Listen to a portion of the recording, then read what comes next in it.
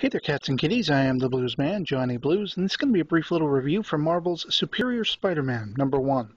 Written by Dan Slott with art by Ryan Stegman and Edgar Delgado, and lettered by Chris Eliopoulos. It's somewhat hard for me after fingering through this issue to believe all the hate and hype that was surrounding it. I mean, I have to admit I haven't followed a single Marvel title in ages, let alone one of Spidey's, so I can't say I'm all too familiar with the ins and outs and ups and downs of the title as current.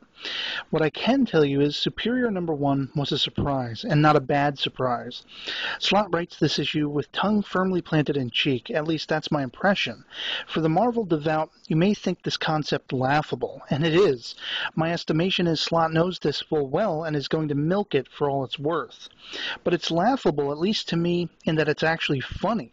Slott gives the former Otto Octavius turned Peter Parker, and by degrees Spider-Man, a wry wit and a certified chip on his shoulder that is arguably firmly planted and well-earned. I'm not caught up on the build-up to this title, the final issues of Amazing or whichever it was that ended just prior to this, so I can't say for certain if what unfolds in this issue is strictly speaking Ock's first time out as the wall crawler, but he most definitely has his hands not so full, as it seems, with the current incarnation of the apparently all-new Sinister Six. Featuring Shocker, Speed Demon, the Living Brain, Boomerang, the new female Beetle, Overdrive, and Big Wheel, the latter of which I'd only just first heard about when he became something of a punchline among some of my YouTube colleagues. Suffice to say, Ock, as Webhead, is slick enough in his new guise to catch on to the Six's plan of putting together a weather machine in the ludicrous hope of blackmailing the city with a tornado. This new Spider-Man's tactics are much more calculated and perhaps a bit colder than these would-be villains are used to, resorting to scratching Boomerang across his chest in one case to deposit into him nano-spider tracers, and in another beating the Six to their next sought-after prize and installing several booby traps and notifying the news, as it were, in preparation for their inevitable takedown. The closest the book gets to uncomfortable is Ock's date with Mary Jane, where he's focused less on how her day went and more on the Six's whereabouts, as well as MJ's ample assets, if you will, which is touched upon again with the promise at the end that next, Peter and Mary Jane together again.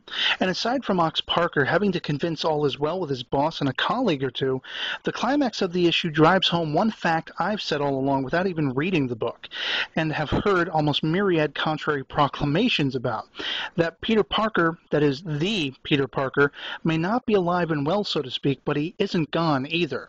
He's there, in some form at least, and he gives direction to one of Ock's webtacular actions. Suffice to say, I enjoyed this issue quite a bit. I laughed a few times, raised my eyebrows, and left it genuinely surprised to have had a good time. Now, maybe if I'd had years' worth of Marvel Comics baggage attached in mind, that wouldn't have been the case, but frankly, it is what it is. And if I can, I'll be reading more.